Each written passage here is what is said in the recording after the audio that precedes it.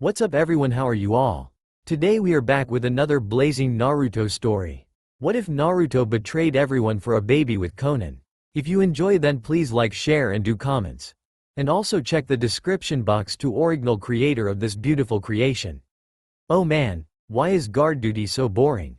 At the check-in booth just inside East Gate of Konohagakure, one of the men sitting there was complaining. Kotetsu, a chunin who always sort of blended into the background, was pretty average. He was a man of average build, with medium-length spiky black hair, black eyes and a bandage around his nose. Next to him was an equally average man who was resting his head on his left hand and trying not to fall asleep. Izumo was Kotetsu's partner for life. He had on a standard chunin outfit, and the cloth his hite ate was tied on like a bandana over his dark brown hair, some of which was sticking out and covering his right eye. Sitting upright to stretch his back and yawn, Izumo slowly drawls out, "Come on Kotetsu. It's the same thing every day. If you hate it so much, just take the Junin exams." "Ah screw you Izumo, you know perfectly well that we both don't have what it takes." "Chunin for life remember?" Izumo just yawned again and shrugged. "And besides," Kotetsu continued, "it's a week until the Chunin exams. There should at least be some genin teams coming this way." Izumo sighed, "Most teams go through either the north or south gate. It's not my fault that you suck at drawing lots." Kotetsu was angry at his partner and was about to yell at him, but just then he heard a strange noise that they could barely make out. Izumo perked up upon hearing it too. Both guards looked outside the gate to see two black specks on the horizon with a billowing cloud of dust behind either of them. Squinting to see what the hell was causing such a dust storm, the two chunin could see that they were people. Fast people. Very fast people. Making their way directly to the gate. "Ah yeah, finally some excitement," Kotetsu exclaimed while pulling out a kunai. Izumo followed suit and both just stood there listening to the battle cry of the two approaching figures as it got louder and louder. "UUHHHH. Goal." In the blink of an eye, the two figures that could just barely be made out were somehow right in front of the gate. One looking absolutely fine and the other looking like he could drop dead at any moment. Getting a good look at them, they saw that the two figures were actually four, the first two one carrying someone on their back. One of them let his passenger off and immediately jumped on top of the nearest telephone pole. "I am the greatest," the one on the ground exclaimed through pants, "I totally fucking won that time." He gloated as he gently set their passenger on the ground. "You should know you could never beat me." He went to sit down on the ground to catch his breath. Getting a good look at him, the guards noticed he was really tanned, almost Kumo tanned, had really dark purple hair, that was somehow spiky and wavy at the same time. He was wearing a purple scarf over a black cloak that only covered his right side and seemed to have been cut off so it wouldn't go below his waist. He was wearing a navy blue shirt and black shorts that stopped at his mid-calves where his hite was tied around the left leg, and wooden geta sandals. When he turned to look at the guards, they could see that his right eye was covered by a crimson eye patch and there was a scar running down under it. "Oi, you two chicken shits that got scared because of a little race. WHO1? Now Shinji. What did I tell you about calling other people names?" The guards looked at the person he set down. She had pale blue hair that was up in a bun and held up by an origami flower. She was wearing a standard Junin flak jacket, and had a black shirt whose sleeves went down past her hands and was embroidered with a red cloud pattern, and black shinobi pants that seemed to be a bit too tight as they accentuated her hips and legs and led straight down into her dark gray high-heeled sandals. Her amber eyes turned towards them and she gave them an apologetic look while slightly bowing her head. "Please excuse my student, he can get a bit excitable at times." She lifted her head and flashed them a quick smile before going back to calm Shinji down. When she was done, she turned to Kotetsu and Izumo. "Allow me to introduce myself. My name is Konan, and I am a Junin from Otogakure. We are here to check our team in for the Chunin exams." Breaking out of their stupor, the duo went over to their booth and handed Shinji and Konan a form. "Oi Haku," Shinji called to his other teammate, "WHO do you think won?" Kotetsu turned around to give the previously unnoticed girl a form. Seeing as how there was no true way to know for sure, I say we call this one a draw for now." The now identified Haku was wearing a light blue battle kimono with gray hakama and dark blue sandals. She had long, thin black hair that perfectly framed her porcelain face and her auto hite 8 on her forehead. "Tie my ass," Shinji yelled back. "You're only saying that because you don't want your precious Naruto to be embarrassed over his humiliating defeat." Shinji then found himself getting hit over the head by a blushing Haku. "Wait a minute," Izumo though to himself. "Did he say Naruto? No, that kid is supposed to be dead. There's no way it's the same person." Kotetsu, who was too busy oogling Konan to notice the name Shinji spurted out, suddenly remembered something. "Wait a minute. Excuse me." All the Auto Nin looked up at Kotetsu. "Aren't you missing someone?" "Where's the other guy?" "Right here," said a voice from behind him that made him jump. "Geez kid," Kotetsu yelled, "don't do that."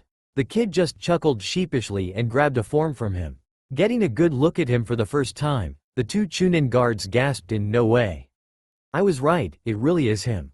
In front of them stood a kid with sun-kissed bright blonde hair that was spiky up top then went down into a braid once it reached the bottom of his neck. The braid went down to the small of his back. He was wearing a red cloak that flowed behind him with a black flame pattern on the bottom and a black cloud pattern above that. And going from the top to the bottom down the middle of the back where his spine is a pattern that looked like the cloak was hastily stitched together. A rectangle was missing out of the cloak, exposing his shoulder blades and the scar that was cut in the shape of the word demon. He wasn't wearing a shirt underneath, exposing his lean muscled abdomen which was wrapped in bandages about halfway down his abs. On his biceps were 3 hite 8, 2 on his left arm, one that had the auto symbol and one with the kanji for the number 9 on it.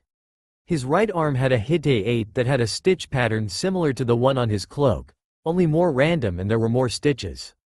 The metal plate was also colored different shades of black and gray, making it look like it was hastily stitched together. Other than that, he was wearing normal black shinobi pants and no shoes, instead opting to wrap everything but his heel and toes in bandages. Before Kotetsu and Izumo could say anything though, they were already leaving towards the hotel the exam participants were staying at, as their sensei made her way towards the Hokage tower. "Oi, Naruto," Shinji said after calming down. "You sure you're going to okay for the exams? I mean, this is the village that used to kick the shit out of you nearly every day, right?" Naruto just looked at Shinji and gave him a condescending grin. "What, you actually worried about me, Shin-kun? Sorry man, but I don't roll that way." Shinji growled a little bit and Hake blushed up a storm, thinking of forbidden teammate love between two boys she was broke out of her daydream by Naruto. "Yo, Earth to Haku. You done daydreaming yet, sunshine?" Haku was about to answer when she was cut off by a loud yell directed towards her. "Hey you!" A pink-haired girl wearing a red kippah and dark green tights ran towards Haku, completely ignoring Naruto and Shinji. "You're that girl from the bridge back in Wave Country. What are you doing here? Trying to attack us? Geez girlie, could you shut the hell up? You sound like a fucking banshee." Shinji yelled, making Naruto and Haku cover their ears. "Hey Shin-kun. Think you could turn the volume down a bit?" Naruto said to his teammate. Sakura looked over at Naruto and was almost instantly blown back by how cool he looked. He almost looks as cool as Sasuke-kun," she exclaimed mentally. Naruto gave her a once-over in his mind and immediately had her figured out: no muscle mass, small reserves, loud, wearing a ton of makeup. Yep, she's a fangirl alright. "Sakura, what the hell are you doing talking to these no-name wannabes from some shit village?" came a voice that sounded completely bored. "Sasuke-kun," Sakura shouted as she turned around, seeing Sasuke sitting in a tree. He was wearing a navy blue shirt with an extended collar, white arm warmers, white shorts with bandages around his calves, and blue shinobi sandals. "Hurry up, we're supposed to be meeting Kakashi at the training grounds soon." "Coming Sasuke-kun." As Sasuke turned around, he was face to face with a none too happy Naruto. What does trash like you want?" Naruto looked Sasuke dead in the eyes and said, "Take back what you said about my village." Naruto replied in a calm voice, although both Haku and Shinji took a step back. They both knew what happened when you insulted something or someone Naruto held dear. "And what if I don't? What are you gonna do about it, loser? Run home to your shitty village in no-name country and cry?" Sasuke gave Naruto a wise smirk while Naruto stayed indifferent. "You have wasted 2 strikes, Konoha-san," Naruto said in an even voice. "This is your second warning. One more derogatory remark towards me home and I will have to get physical. Sasuke's wise smirk just grew. Oh please, do you know who I am? Uchiha Sasuke. I'm the top percentage of Konoha's elite. You try and fight me, I'll send you packing back home to your backwater village crying for your whore moth.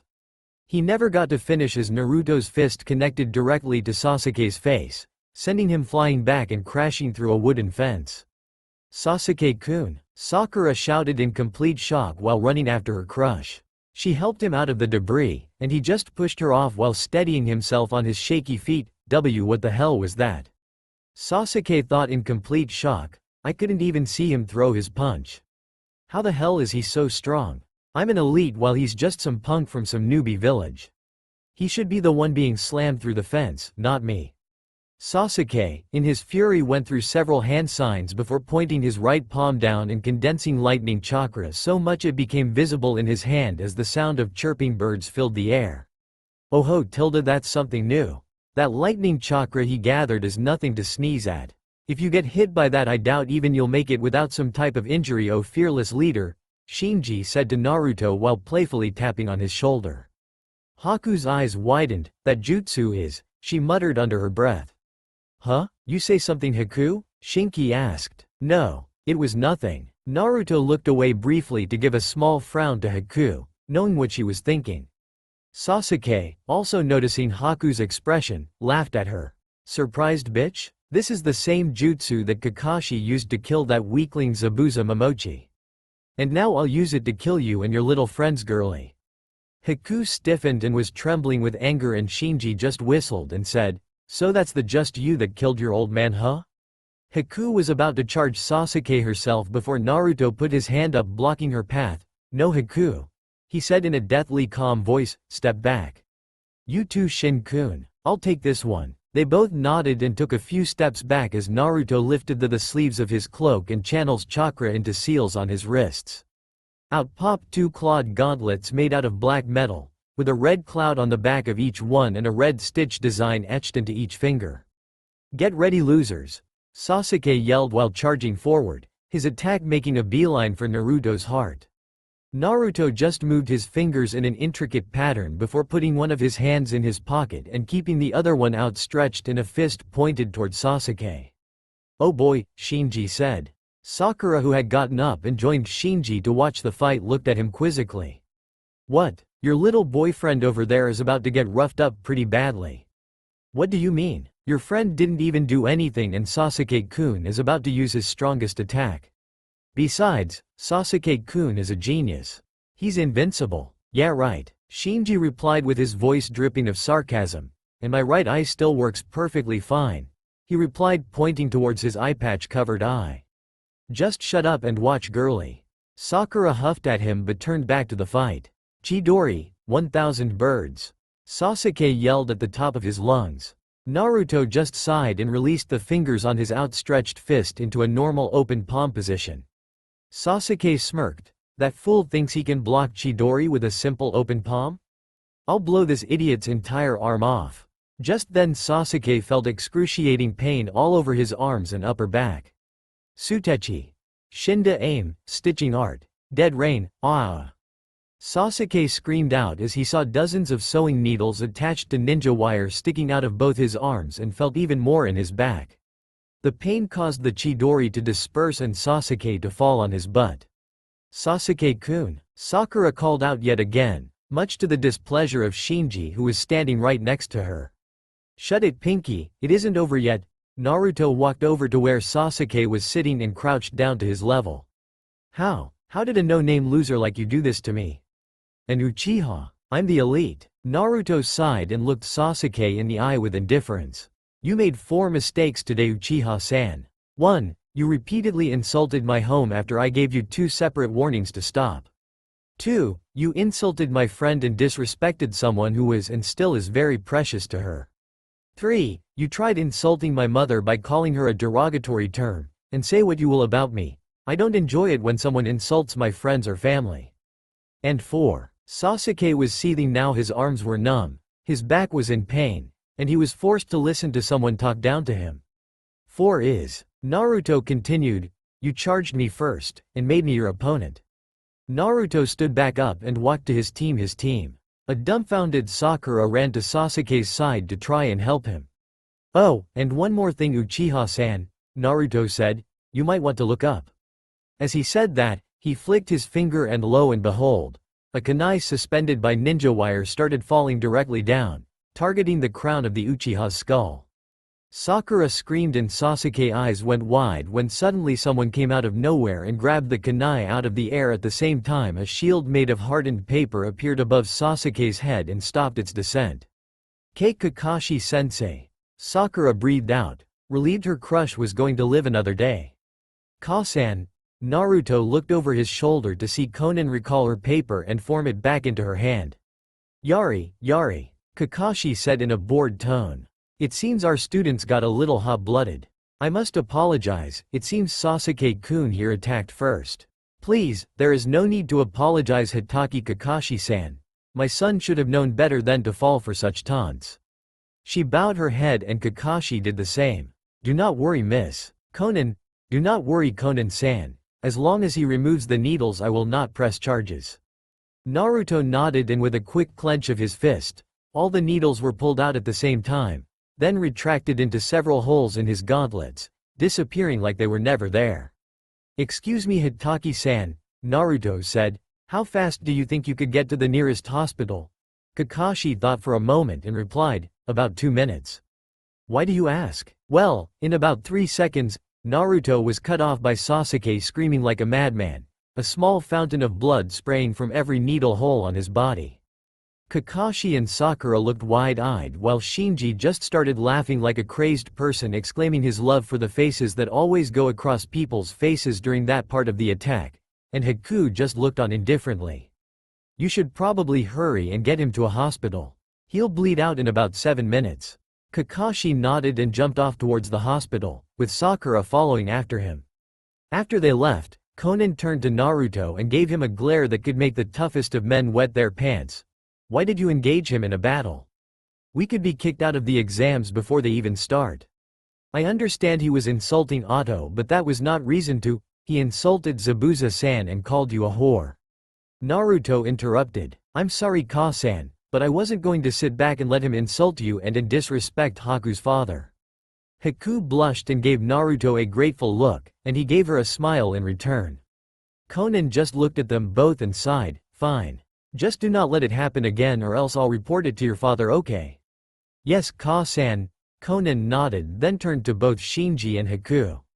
"I want both of you to promise me to stay under control until the exams start, alright?" "Yes, Konan-sama." They both replied and waited for her to shunshin away. As the trio prepared to continue their walk back to the hotel, Haku grabbed Naruto's hand, then leaned up on her tiptoes to give Naruto a quick kiss on the cheek before taking a few steps forward and facing him, her face as red as a tomato. "Thank you for defending Zabuza, Naruto-kun," and with that she disappeared in an ice shunshin. Shinji just started laughing, "Bahahahaha. Your face. It's as red as an apple right now. Ahahahahahah. Naruto just scowled at his friend's antics. "Be quiet, Shinji. Ha ha ha ha ha ha ha." Naruto and Haku sitting in a tree, kissing. His laughter redoubled when he finished and Naruto just rubbed his temples and kept walking. Here is inside. The time of the Chunin exams always brings more paperwork than usual. Damn that Minato, heroically dying before his time. Paperwork was the entire reason he gave him the hat. Well, that and he was incredibly powerful. But mostly the paperwork. He just wanted to take his retirement nice and lazily.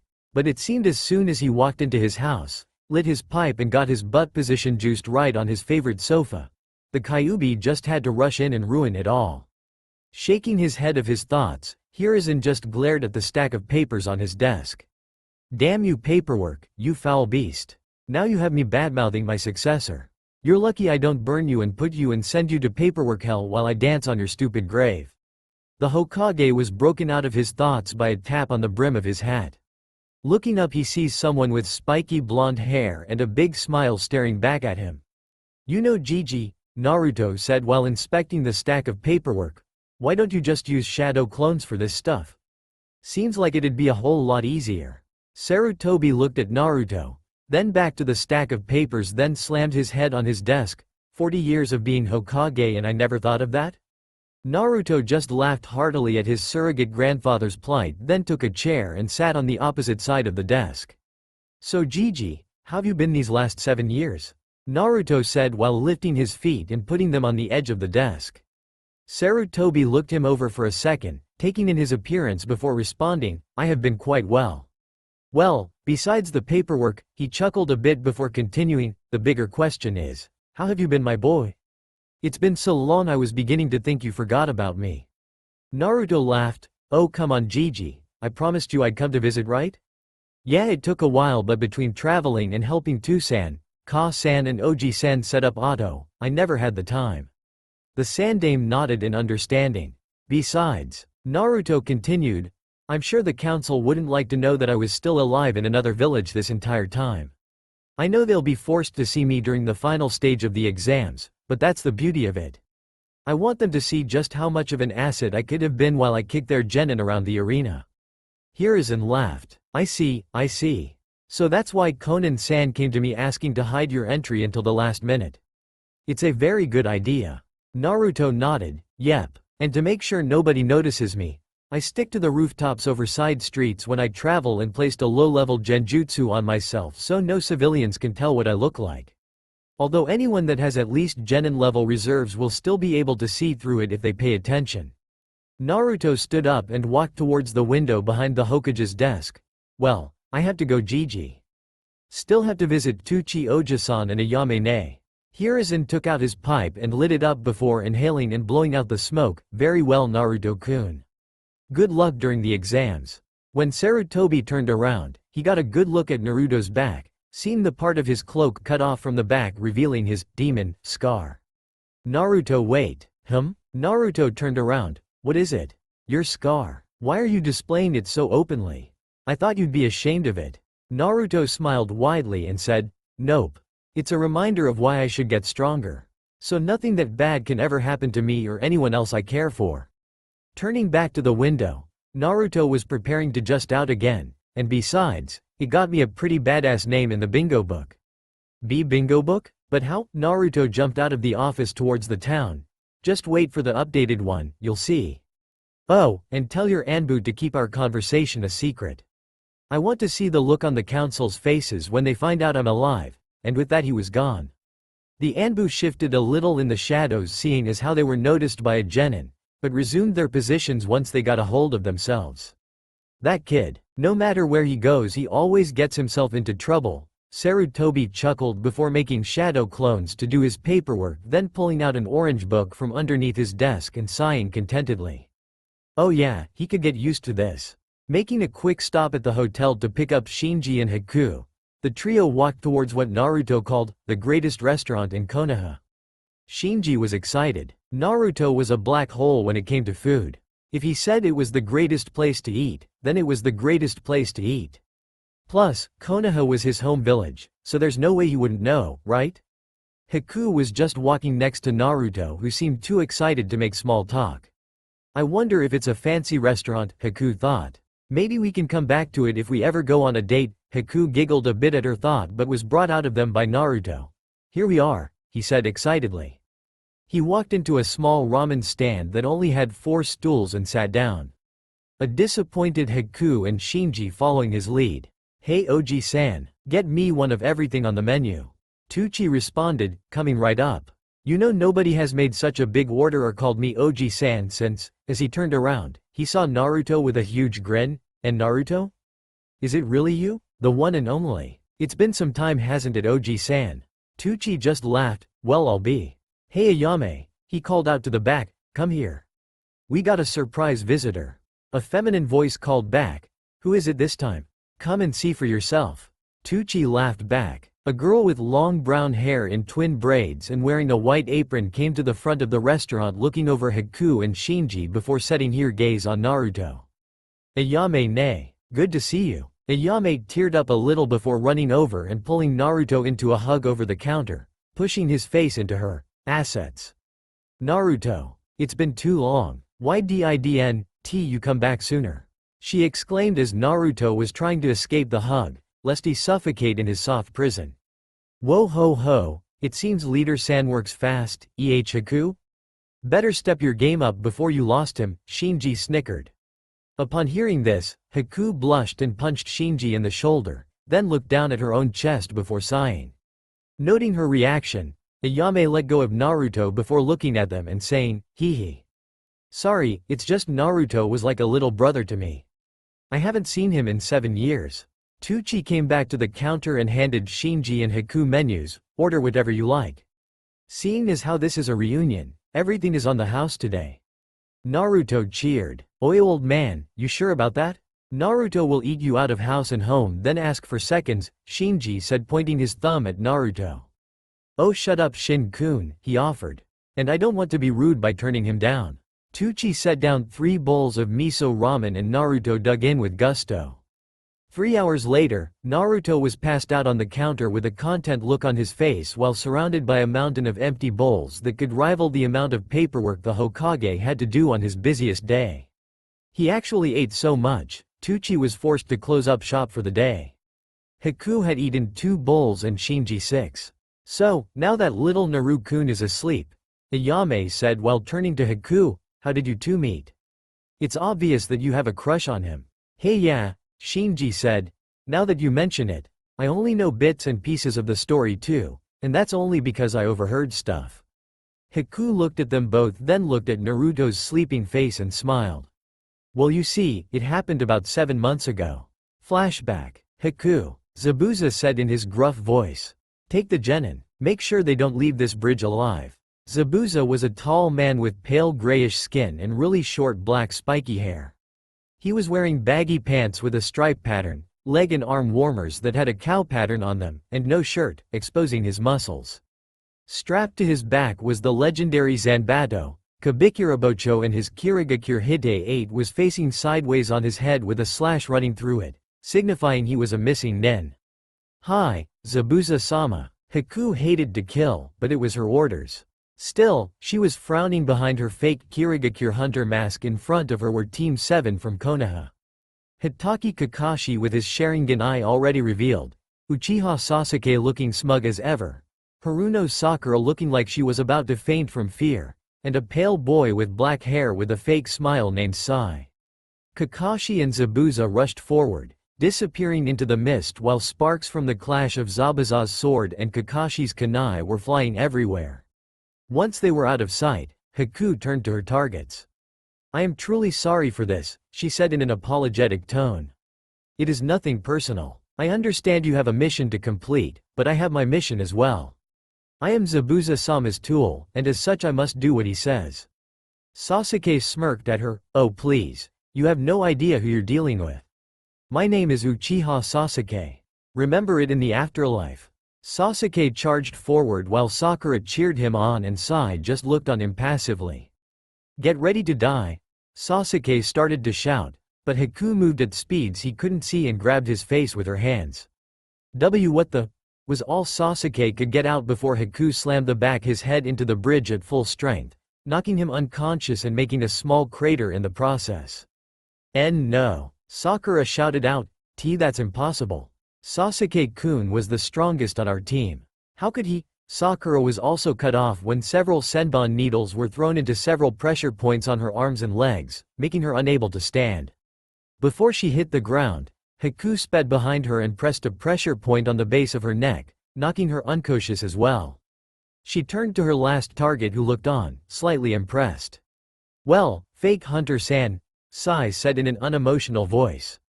You exceeded my expectations by knocking out less and ugly so fast.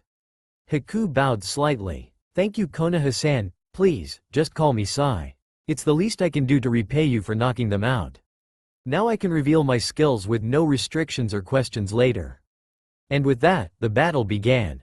At first, Haku thought he was gloating or bluffing about his power, but she soon came to notice that Sai was way about genin level.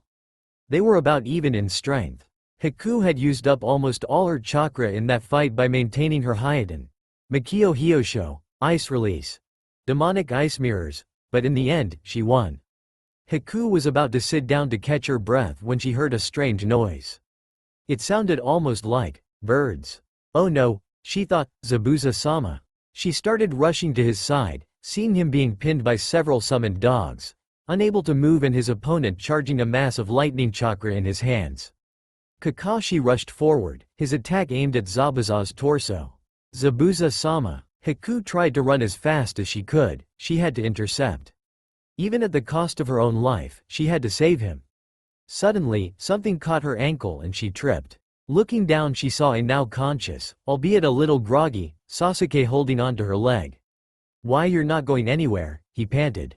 Haku kicked his arm off and was about to continue running when the sound of pierced flesh and Zabuza's yell rang through the air. Looking back at him, Haku saw Zabuza convulsing on the ground, lighting chakra still running through his system. Kakashi had also fainted from chakra exhaustion, but not before muttering, "You were a worthy opponent." Zabuza-san. Haku watched as her mentor, her savior, her father figure was on the ground dying. She fell on her knees where she stood, tears streaming out of her eyes. She didn't notice Sasuke standing up, and she didn't care when he turned her around and kneed her mask off of her face. "So you were a girl, huh?" Sasuke said emotionlessly. "Whatever. I'll send you to join your master in the afterlife." Haku watched lifelessly as Sasuke's kunai was nearing her throat. She didn't care. The one person that she cared for was dead. At least now they could be together forever. When Sasuke's kunai was an inch from her throat, someone else arrived, grabbed his arm, and before anyone could register what was going on, Sasuke was kicked across the bridge and once again lost consciousness as he slammed into the metal railing. Haku didn't know and didn't care about who just saved her. She got back up and ran to Zabuza, kneeling down at his side. Haku," Zabuza said weakly. "Haku, I don't have much time left." He coughed up a bit of blood, staining the bandages wrapped around his mouth red. "Don't talk, Zabuza-sama. I can save you. You can still, Haku." "Stop." Zabuza's breathing was getting labored. He coughed up a bit more blood before turning back to her. "Listen to me, Haku. This is my last order to you. Don't go down the path I did. Don't travel the road of blood. You are young and pure. You can do anything you want in life. So live for me." Zabuza's breathing started to slow as Haku started crying even more. Hey, kid." Haku turned around to see a blond boy with blue eyes and whisker marks on his face. His expression showed that even though he didn't know what was going on, he was just as sad as she was. Zabuza continued, "I don't know who you are, but I don't sense any ill intent from you. Please, protect Haku. She is my daughter. Promise me this, please." The blond boy nodded and replied, "I promise you." Zabuza smiled one last time, and with that he passed. Before Haku could break down and start crying, a clapping noise could be heard. Haku and Naruto turned around to see the crime lord and businessman Gato along with 100 thugs and bandits armed to the teeth with various weapons. "Well now," Gato said in a smug voice, "it seemed everything worked out just fine. This result is better than I could have hoped for," he laughed. "Zabuza is dead, you two and the Konoha ninja will be killed here, and I'll hold a public execution for the bridge builder. Kami must be smiling on me today." Haku was absolutely livid. This man was insulting Zabuza even after death, and he was planning to betray them from the start. She stood up a bit shakily, getting ready to charge Gato and his thugs when she was held back by the blond boy. "Don't," he said in a voice that barely disguised his anger. "Why not? He insulted Zabuza-sama. He set us up. Planned on killing us. Why are you stopping me from going over there and killing him?"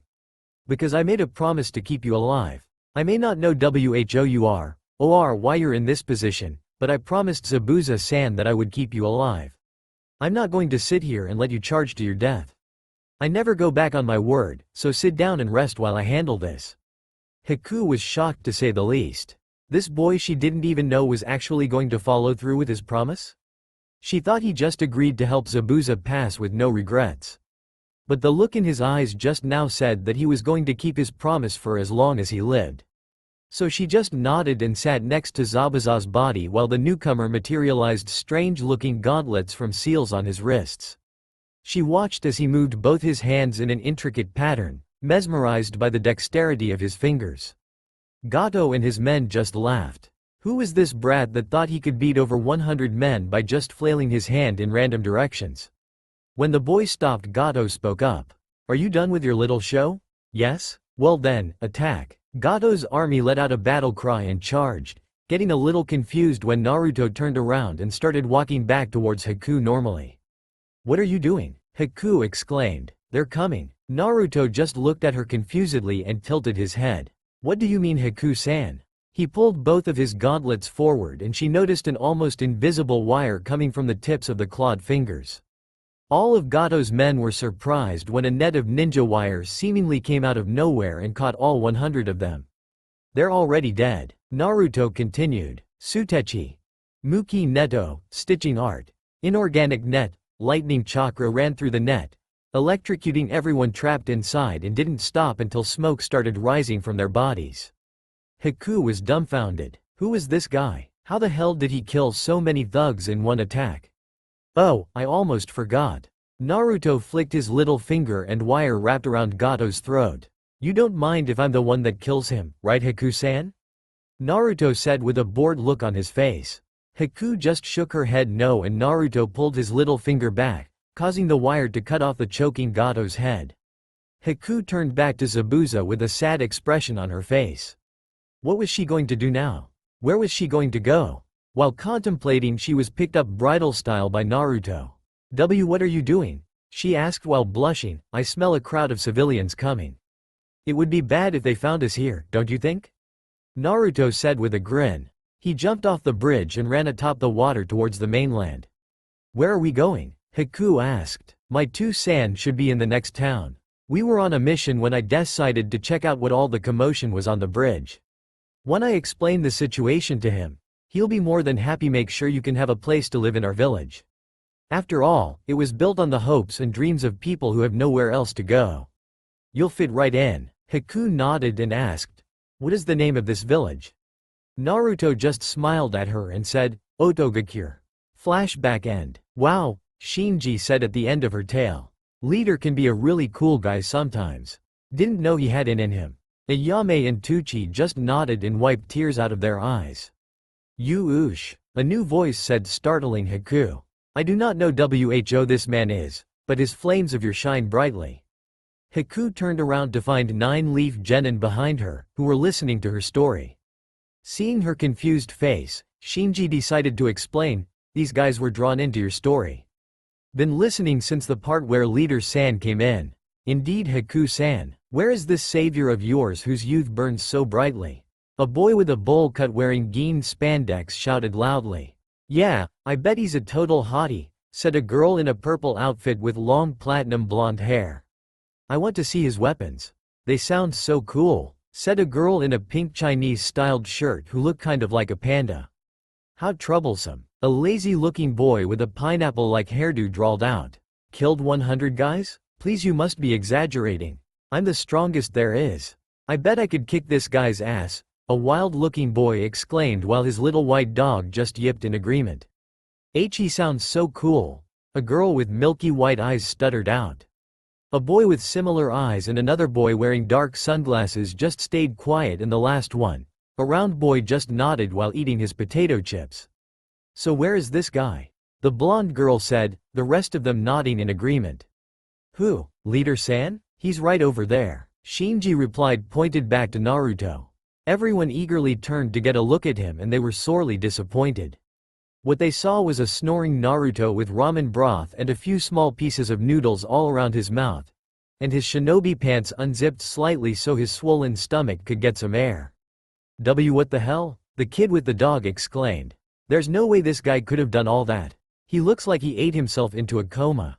As if on cue, Naruto burped really loudly, let out a huge fart, and stirred in his sleep. His eyelids flickered open to see his Haku face palming, Shinji laughing at him and a group of Konoha genin staring at him incredulously. He wiped his face before tilting his head. Huh? Did I miss something? The rest of the time before the Chunin exams passed relatively quickly. After the events at Ichiraku, Naruto, Shinji, and Haku met all the participating teams from Konoha, and thanks to Naruto's rather vulgar first impression and Shinji's loudmouth tendencies, got the other teams to believe that they were about average in terms of skill. Exactly what they wanted. About 3 days before the exam, the other Auto team arrived. This team was composed of 2 boys and a girl had Nagato as a Junin sensei. The first member was a platinum blonde boy named Arno. He had flat hair that went down to around the bottom of his neck and spiked slightly on the left side. He wore a long-sleeved white shirt with a black vest with a tornado design on the back over it, fingerless white gloves, black shinobi pants, and black sandals. He wore his Auto Hite 8 around his neck. The second member was a girl with tanned skin, spiky mint green hair adorned with an orange clip, and vibrant orange eyes named Fu. She wore a short sleeveless white shirt that cut off at her stomach, and had fishnet armor underneath. On her arms were long white armlets, and she had fishnet shorts with a short white apron skirt over it. She had 2 Hite 8, one was on her right arm that had the symbol for Takigakure and an auto symbol in the middle of the arrow, while the other was on her left arm and had the kanji for the number 7. The last member was a blue-haired boy wearing glasses named Chojuro. He wears a blue pin-striped shirt and camouflage pattern pants. On top of his shirt a black holster that is used to carry a dual-hilted bandaged sword that looked suspiciously like a flounder. His Hite 8 was on his holster and had the symbol for Kirigakure with the auto symbol in between the 4 lines. These 3 were being led by their Junin sensei, Nagato. On the day of the exam, both teams met up outside of the academy for the first exam. The Auto Genin were conversing with each other behind Naruto, who was leading the group. Shinji noticed Naruto being strangely quiet for some reason, so he decided to confront him about it. "Oi, Leader-san, you're not getting cold feet now, are ya?" Shinji asked. "Come on, we need you focused so we can win this thing." "Indeed," Arno added. "I agree with Shinji Dono. We need you to be focused at the task at hand, Naruto-sama. If the son of the Shodai Otokage fails early on, it will make the rest of our country, by terms of association, look weak." Naturo just shook his head and looked up at the academy building. "It's not that I'm nervous, it's just, I always used to want to come inside here when I was a kid. I always saw it as the first step to becoming Hokage. Hey, I guess seeing it is just kind of nostalgic." He looked at the building and smiled a bit. "Anyway, enough of that.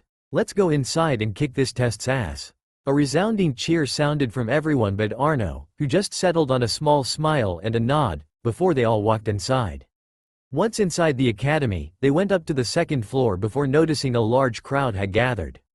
2 individuals were keeping the rest of the group from entering what they claimed to be the test room, although the Auto group quickly saw through the genjutsu that was placed on the floor that changed the room numbers. The crowd was begging to get in and the 2 blocking the door, and Naruto, Shinji and Haku noticed that a boy who was doubled over on the ground, seemingly injured, was in fact Rock Lee, one of the Konoha genin they met the other day. They assumed Lee was hiding his strength, as even with his eccentricities he didn't come across as weak, so they decided not to blow his cover by calling him out on it. As the Auto Nin walked past the group, the 2 that were guarding the door was telling the crowd about the dangers of the Chunin exam and that they should quit. "Idiots," Fu whispered. "They can't even see though a simple genjutsu. They don't deserve to take these exams if something as simple as this trips them up." The rest of the group just nodded and continued past. Just as they were about to head up the stairs, a voice rang out. "Hey you, get out of my way and get rid of the genjutsu. You should know better than to think such a cheap trick would actually work." Looking over, the Auto group saw Uchiha Sasuke along with the rest of his team confronting the 2 boys that were stopping the crowd. Said crowd was muttering in confusion about what Sasuke had said. "Sasuke-kun is right." Sakura said, "This is only the 2nd floor." Needless to say, the genin that were being held back were all outraged. Sasuke smirked and began to speak again when he was cut off. "Hey, Uchiha, are you an idiot?" Growling, Sasuke looked to the source of the voice, revealing it to be none other than Naruto. The genjutsu was placed to weed out the weak before the exams started.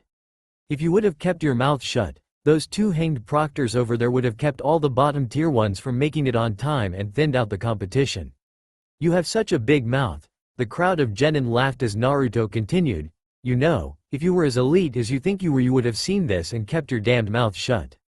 Everyone and their grandmothers will be up there now."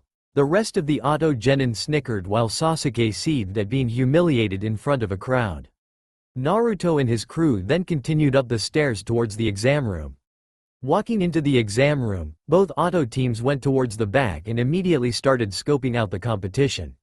Some of the other teams tried to intimidate them with some meager attempt at killing intent, but they just shook it off without any trouble. Upon coming across a team from Suna though, everyone got bad vibes. Naruto-kun, Fu whispered, the short kid on the Suna team with the red hair and gourd. You don't think? Yeah, Naruto whispered back. I feel it too. He's like us. The short red-headed kid looked at both of them, then walked over. You too, he said looking at both Naruto and Fu and gaining the attention of the rest of the Auto Genin. I don't know who you are. But mother is calling for your blood. She feels something strange about you. She is calling me, telling me to kill you both. You will both become mother's next meal. Naruto just snorted, nice to meet you too, Suna-san. Any particular reason you're calling this out before the exams even start? The red-haired boy just looked at them both before saying, my name is Sabaku no Gara. Remember it, it will be the name of your murderer. And he walked back to his team. Fu watched him walk away before looking back at Naruto who just shrugged. At that moment, Sakura, Sai and Sasuke, who looked a little bruised, walk in, who upon immediately spotting Naruto's team tries to confront him. Hey you there, Blondie, Sasuke said trying to get a reaction out of him. Naruto looked around then nudged Arno in the elbow. Pissed, hey Arno-kun, I think he's talking to you. Getting a round of snickers out of the Auto Nin and causing Sasuke to get angry. Don't ignore me loser. Alright, Naruto said while sighing, what do you want Uchiha? Sasuke walked in closer, trying to intimidate him.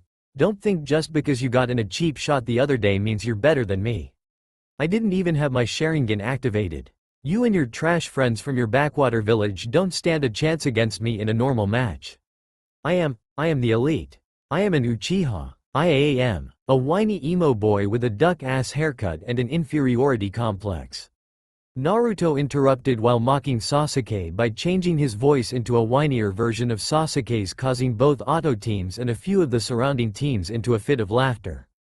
You know, if I weren't such a nice guy I'd kick your ass again just for being so annoying. Needless to say, Sasuke was pissed as he stormed off with Sakura in tow screeching like a harpy about how Naruto would pay for talking to her precious Sasuke-kun. Like that. Well, I must say, Sai spoke up catching Naruto's attention, you certainly have less over there pegged. Naruto just shrugged, of course. Arrogant idiots like him are a dime a dozen. Sai just nodded and gave an extremely fake-looking smile before returning to his team, who was now conversing with a white-haired genin from Konoha. Naruto was about to turn his attention back to his friends when he heard Sasuke speak his village's name. Sabaku no Gara, Rock Lee, and any information you have on any of the Auto Nin. When the rest of the Auto Genin heard this, they stopped talking started listening. Ah, you know their names already? That's no fun, the white-haired boy said before picking out a card from a deck and channeling chakra into it. Sabaku no Gara, Genin from Sanagakure. There's almost nothing known about his abilities. 47 D ranks completed, 7 C ranks, 2 B ranks and oh wow, even an A rank. His teammates are his siblings Sabaku no Tamari and Sabaku no Kankuro. The boy said, it also says that he came back from every mission without a scratch on him. Naruto raised an eyebrow, filed that bit of information away for later. The genin put his card away and pulled out a second one. Rock Lee, genin from Konohagakure, 52 D ranks, 4 C ranks, and 1 B ranks completed. It says here that he has no ability in ninjutsu or genjutsu, but his taijutsu is off the charts. He is teamed with Neji of the Hyuga clan and a girl from a civilian family named Tenten. Once again, the boy put his card away. As he pulled out the third one, Shinji walked up to them and grabbed it along with the entire deck, wrenching it out of the silver-haired boy's hands. Sorry kiddies, but apparently, unlike everyone else who just had their cards read, we Auto Nin like to keep our skills on a need-to-know basis. Sasuke smirked and responded, what's the matter Auto Trash? You afraid everyone will know how much you actually suck? Shinji returned the smirk full force before saying, what are you talking about Uchiha-san? You should know how good we are firsthand. If memory serves you got messed up pretty bad by Leader-san over there a few days ago. I'm actually surprised to see you're out of the hospital so quickly. Shinji then turned his head to Naruto and saying, Oi Leader-san. You must be losing your touch. Naruto looked back with an amused face. Nah, I just thought that the look on his face before my attack hit was priceless. I decided to hold back a bit so he would recover in time for the exam just so I could do it again. I'll have to make sure to take a picture next time. Shinji looked back at Sasuke, whose face was contorted with anger. Well, there you have it. I wonder if he'll make copies. Before Shinji could get lost in his thoughts, the boy who had his cards taken away tapped him on the shoulder. Excuse me, Otto-san. My name is Yakushi Kabuto. If it isn't any trouble, would you mind giving me my cards back? They're kind of important. Shinji looked at the now identified Kabuto, then back at the deck of cards before saying, no, and making them burst into flames, leaving everyone who was paying close enough attention to wonder how he created fire without any hand seals. Shinji walked back to his group and a large explosion of smoke appeared in the front of the room. Alright you maggots, sit down and shut up. A tall man with a scarred face blasted the entire room with killing intent, making some of the weaker genin tremble. My name is Ibiki Morino, and I will be your proctor for the first exam. Ibiki said in a no-nonsense tone. First up will be a written test. All of you front and center. Once all of you little shit stains have your test sheets, I'll explain the rules. Everybody lined up quickly and got their test, then went back to their seat, not making a peep so the extremely scary man wouldn't turn his attention to them. After he explained the rules of the first exam, A.N. You should all know them by now so I won't bother explaining them. Everybody got started. Naruto quickly got the point of the test, and used his above-average hearing to listen to the person in front of him and copied his answers by listening to the way their pencil was being dragged along the paper. After he finished answering his questions, Naruto helped out Fu, who was sitting on his left, by discreetly tapping his sandal against hers in a Morse code pattern. Seeing that she was also done, Naruto decided to check on his other comrades. Arno was doing fine. He seemed to be answering the questions without any need to cheat at all. He always was a brainiac, Naruto thought to himself before looking over at Haku. He noticed her using a mirror made of ice to copy off of Arno, who was in front of her, and at the same time allowing Chojuro, who was next to her, to copy off of her. Alright, that's most of them down. Now to check on, you there, why are you not doing anything? Ibiki yelled out. Oh man, please don't be who I think it is. Sure enough. Looking over, Naruto saw Shinji leaning back with his chair on its back legs, resting his geta on the desk, hands behind his head, and his uncovered eye closed. God damn it, Shinji! Naruto exclaimed internally. Shinji just sighed, mumbled something about boring written tests and how he just wanted to punch something as he picked up his pencil and began working. After 45 minutes passed and many teams were kicked out for being caught cheating too many times, Ibiki spoke up again, explaining the rules of the 10th question. As most of the room went in outrage, many teams left due to the pressure. When nobody else got up, Ibiki explained that they all passed and started to explain the purpose of the 10th question to the confused genin. While in the middle of the explanation, Shinji spoke up, having returned to the same sitting position as earlier. Come on already, just get on with it. I want to get to the next test so I can hopefully hit something.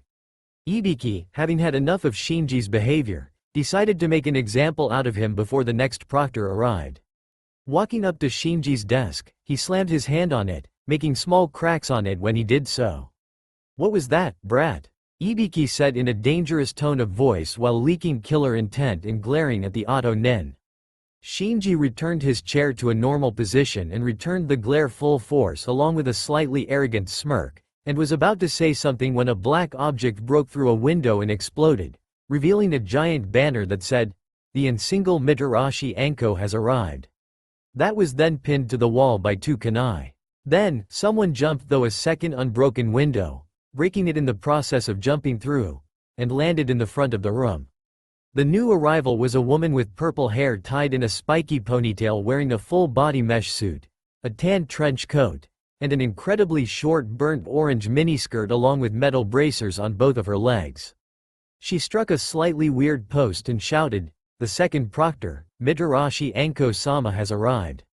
Looking around the room and seeing the confused looks and the reaction, or lack thereof, of the genin, she started to frown, until she came across Shinji and Naruto, who had both wrote 9/10 on the back of their test sheets.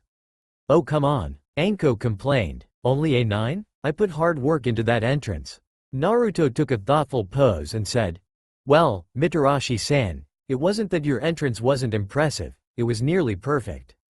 It just felt like it was missing something. Maybe make the banner pop out more? Brighter colors, and maybe instead of just the and single Mitarashi Anko, you could add something on. Maybe the single and mysterious Mitarashi Anko, or something similar. Also, it needs more fire in my opinion." Shinji added on, "Maybe some firecrackers or Roman candles would do the trick. Maybe go the whole 9 yards and just use some low-grade explosives." Upon hearing this, Anko broke into a huge grin and said, "You know what? You two are alright, I'll make sure to make the changes." Naruto and Shinji just smiled and nodded while the rest of the room's sweat dropped. Turning to the rest of the remaining genin, the second proctor yelled out, "Alright kiddies, follow me to training ground 44. It's time to go to hell on earth and beat the crap out of each other." "Alright," Shinji exclaimed, "it's about damn time." As the other genin in the room got out of their seats and filed to the door, Anko then proceeded to run and jump out of the only other unbroken window in the room, completely shattering it like the other two. Ibiki sighed and Shinji laughed. "I like this chick." He then proceeded to back his fist and punched a hole in the wall that he jumped through to chase after Anko, surprising the other genin still left in the room. Naruto sighed. "Come on guys, Shinji's gotten too excited again. I was wondering when it would happen, he was sitting still for far too long." He then turned to Ibiki, "Sorry Morino-san. When Shinji sits still for too long he tends to forward all of the extra energy towards excitement for his next fight. You can send the repair bill to the Otokage, he should be able to pay for the damages."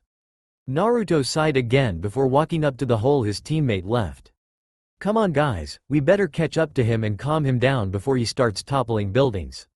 The rest of the group nodded and one by one they all leapt out of the hole and followed their comrade. "Welcome, fresh meat, to training ground 44. Or as we so affectionately call it here in Konoha, the Forest of Death." The second proctor stated as she made a grand motion to the fenced-off forest behind her. "And let me tell you, it deserves every little bit of its name. In here is where the second test will take place, and let me tell you, it's guaranteed that the amount of teams will be cut in half." Ooh, over here Proctor-san," Shinji yelled excitedly as he waved his hand frantically in the air, "I have a question." Pick me. The other genin gave him an incredulous look. He looked like a little kid in a kindergarten class. "Yeah, what is it Gaki?" Anko replied. "Will we be able to literally cut people in half?" Shinji asked with a serious face, unnerving some of the other Chunin hopefuls. "Please tell me we will. After that boring-ass written exam, I need to hit something so bad. Like, really, really bad." Naruto sighed and pinched the bridge of his nose. "Sorry about him Proctor-san, he gets a little overexcited if he sits still for too long," and the blonde boy started to explain when he suddenly heard a kunai whiz past his head. A small cut opened up on his cheek, which started bleeding and he felt 2 soft mounds being pushed against his back. "Oh, I don't mind," Anko said as she leaned forward and began to lick the blood off of Naruto's cheek. Your blood is really sweet Gaki." Anko suddenly stopped when she felt a tongue against her cheek as well. "Yours isn't so bad either, Proctor-san." Anko pulled back and touched her face to see a opened cut on her cheek. And to top it all off, he had licked the blood from it as well. "What the hell? I didn't even see the kid move, let alone feel him cut my cheek. Hey, he's an interesting one," she thought to herself. She glanced around to see that the other Auto genin were looking bored, except for Chojuro who was blushing and Fu and Haku who looked slightly off-put by the exchange. The genin from Konoha and other villages still had the incredulous looks of their faces, save for a few of the more stoic ones. "Well, you're a cheeky one, aren't you? I can't wait to see you splattered all over the forest floor." Naruto smirked and chuckled. "Hey, I try. Now I believe you were explaining the rules to the second exam?" Anko nodded and went into the rules, saying that they were to be given one type of scroll and to gather the opposite one by stealing it from the other teams. After getting their scrolls and signing waivers saying that Konoha wouldn't be held responsible for any deaths, the Otogakure teams gathered together to make a strategy before the test began. "Anyone have any ideas on how to go about this?" Naruto asked. "I believe I have an idea Naruto-sama," Arno said, drawing everyone's attention. "Our starting gates aren't too far apart, only about an hour away if both teams move at top speed. I believe it would be easier to meet up near the gate after the test starts and overwhelm any teams we come across. Since we both have Earth Scrolls, we will need 2 Heaven Scrolls, but I feel that if we run into any teams even after we have our 2 scrolls, we should dispose of them. Thinning down the competition should help. Naruto nodded. It was a solid enough plan. Good idea, Arno-kun. I want you to be the leader of your team until we meet up. Hi, Naruto-sama. Arno replied. Chojuro, I need you to be in the middle of your formation. With Haramakure, you're the team's heavy hitter. Hi, Taiko, Chojuro stuttered out. I'll do my best. You'll define, so don't worry. Anyway, Fu-chan will cover the rear. Your dragonflies will be able to watch your backs. We'll set up a new formation once we all meet up. Fu nodded and Naruto turned to his own team as she, Arno, and Chojuro went to their own gate. Our formation will be similar. Haku-chan up front. If you sense any immediate threats, warn us. I'll be in the middle to react to them, and Shinji can watch our backs since he can sense body heat. You guys okay with that? Yeah, leave the rear to me, Leader-san. Shinji replied. I'll make sure to watch our front, Naruto-kun. Haku said with determination. As soon as they gathered in front of their gate, Anko's voice could be heard over the intercom. Alright, fresh meat, the second exam has begun. Try not to die so quickly now, Tilda. All of the teams rushed in, as the exam was underway. After about an hour and 15 minutes of tree hopping, the auto teams met up. Naruto's team got there without incident, while Arno's team met up with and quickly dispatched a team from Kusagakure, village hidden in the grass, and secured the first heaven scroll they needed. After meeting up, they got into a new formation with Shinji in front to keep track of heat signatures, Haku behind him, Arno in the middle, since as the strategist he needed to be guarded so he could react better, Naruto and Chojuro on either side as the heavy hitters, and Fu in the back to keep a lookout with her dragonflies. After traveling for a few hours without running into any other teams, they decided to take a break. Alright, it's pretty dark, so we should camp here, Naruto said as they landed in a clearing. Since there are 6 of us, I think we should go scroll hunting after dark. What do you mean? Fu asked. It's about 8 right now, so we should separate into 3 teams of 2. Naruto stated. One team will be out searching while the 2 sleep. We'll keep going until morning, or we have at least 3 heaven and 3 earth scrolls. Just in case we need extra. The others nodded. Since it's dark, the opposing teams should only have 1 lookout at a time. If you're quiet enough, you can take out at least 1 member, be it the lookout or one of the ones resting before alerting them. That should even the odds a bit if you get into a conflict. Each team will have a tracker who will find opposing teams and a heavy hitter who will do the initial strike.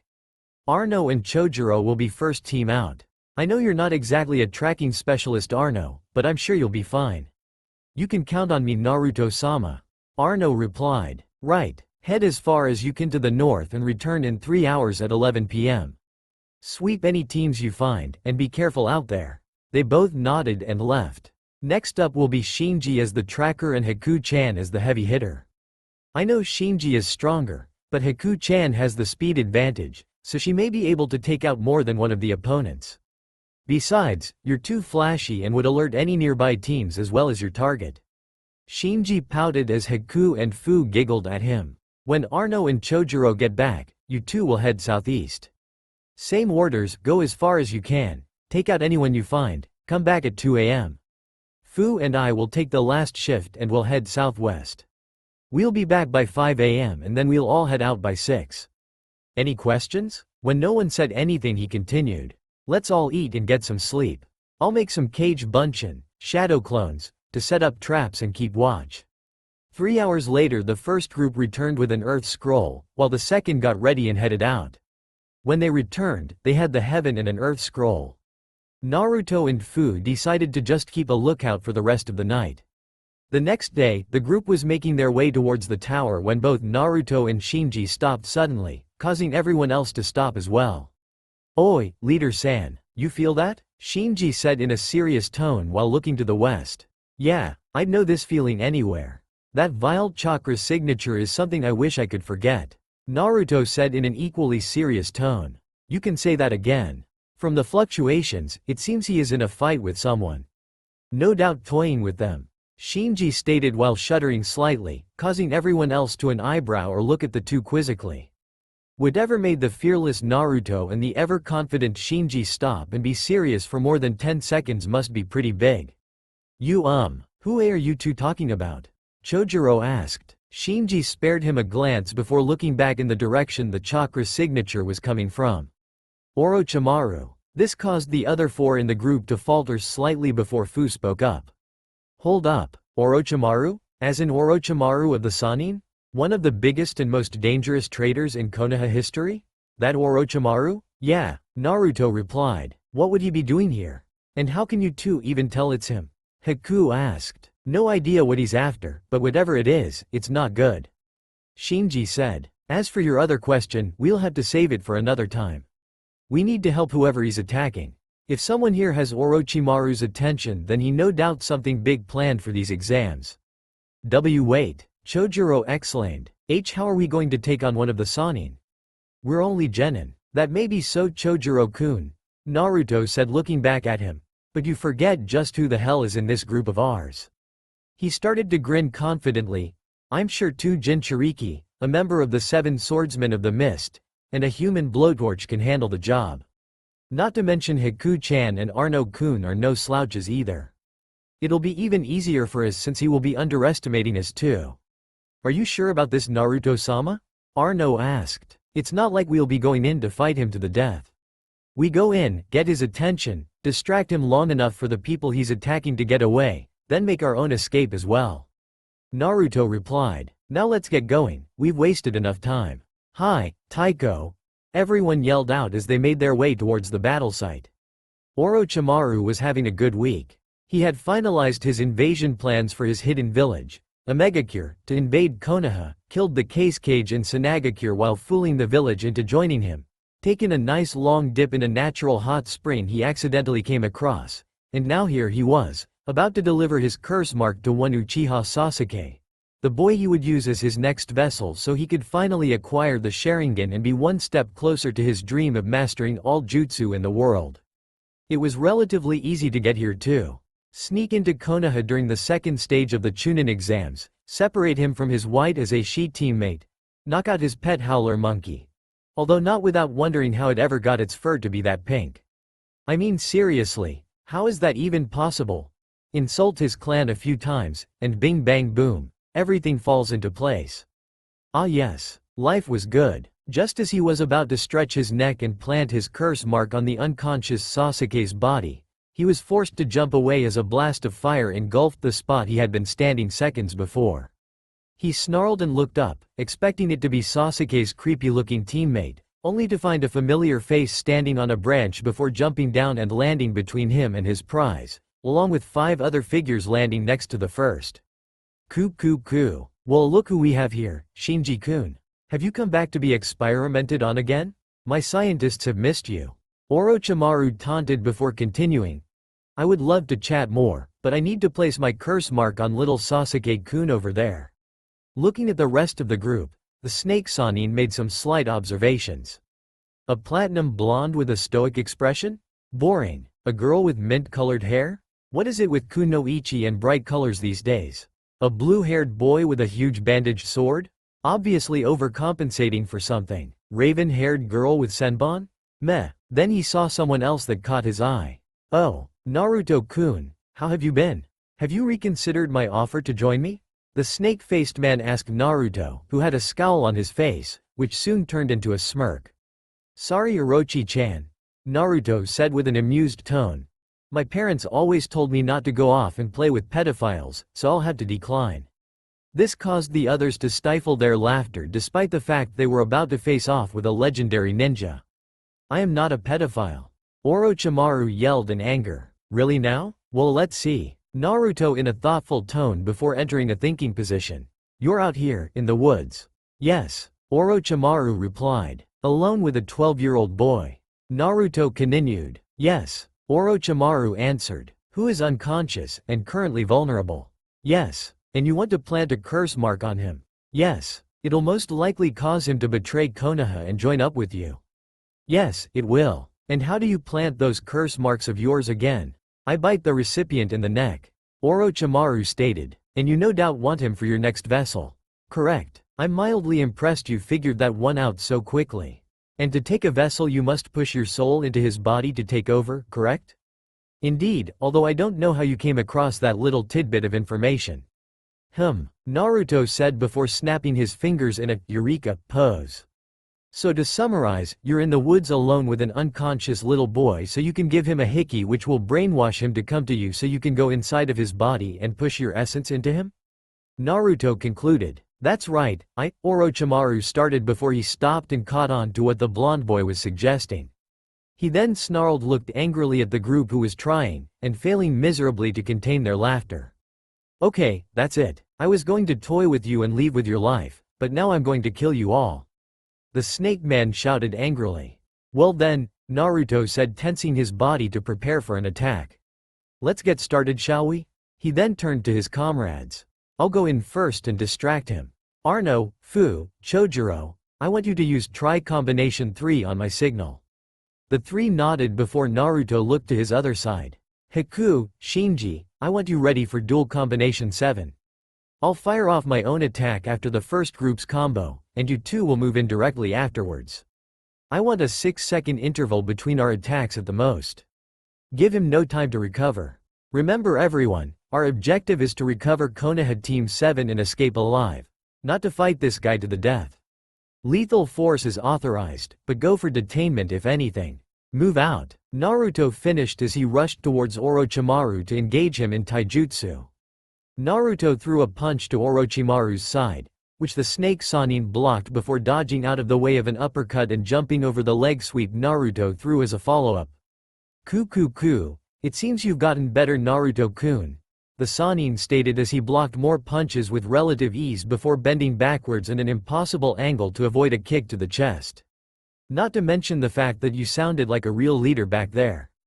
I wonder what those combinations you were talking about are, he asked in a smug voice. He obviously didn't see them as a threat. Naruto smirked as a cage bunshin materialized behind the Sannin and tried to heel kick him in the back of the head. The Sannin lazily ducked the attack, making it miss by inches before the original Naruto jumped back.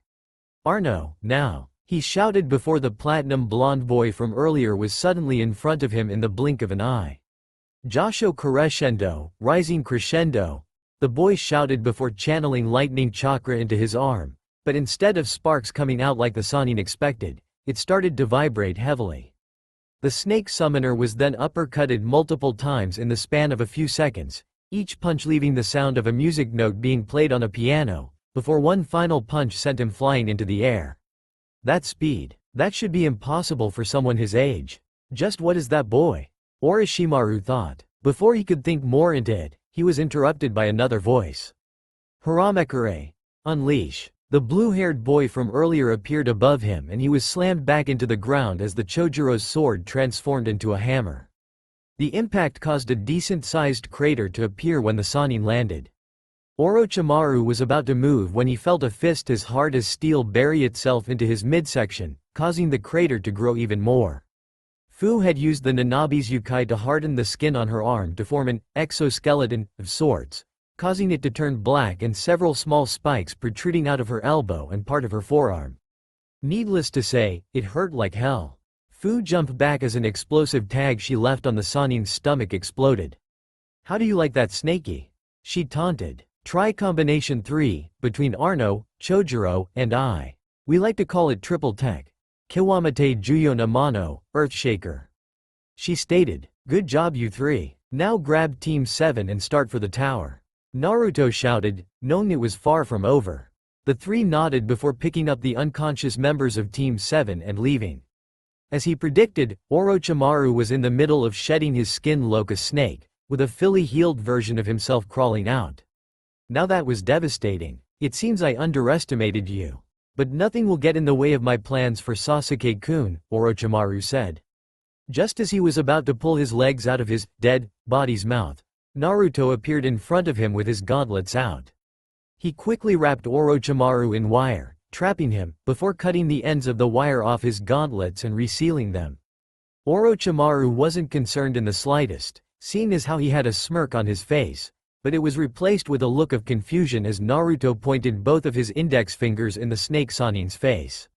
Now usually getting pointed at isn't that big of a deal, but when the skin starts to peel off the person's fingers and said skin starts to be replaced by a swirling crimson chakra?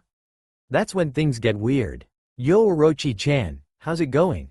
Naruto said as his fingers started shooting out black and white balls of pure Yuki which started to converge into two spheres the size of baseballs at the tips of both of his extended fingers. Said spheres then started to compress to the size of specks that were just barely visible which then shot towards the bound Orochimaru at surprising speed. Ko-Bijudama. Ugi, mini-tailed beast ball. Secret technique, Naruto started. Both spheres then exploded outwards at an incredible pace, engulfing almost the entire clearing in black energy. Futago no Shinsei. Twin Nova, he stated while jumping back and landing next to Shinji and Haku. Get ready. Once you guys trap him we're getting out of here and hightailing it to the tower as fast as we can. Naruto said while his teammates grunted in affirmative. When the blast died down, the two went into position. Shinji extended both of his hands towards the crater and they both caught fire. Haku was behind him with both of her hands on his back, channeling Hyouten chakra into Shinji's body.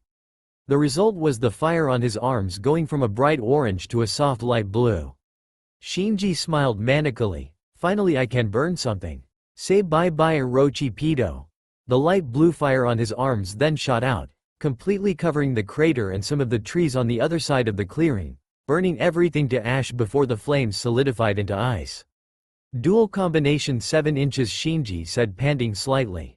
Using Haku's Hyouten chakra as fuel for my fire. The result? Dual tech. Kori o no Goka, dual tech. Ice King's Hellfire. An inferno so cold it burns everything to ashes. He turned to Naruto, who was carrying Haku who had passed out from chakra exhaustion. We really need to figure out how to do that without me burning through all of her reserves, he thought. Come on, Naruto stated, we should catch up with the others. I know for a fact that won't hold him for long. We're lucky he was underestimating us or we'd all be dead right now. Shinji nodded and they jumped off towards the tower. THSTA all for now. If you enjoy then please like, share and do comments.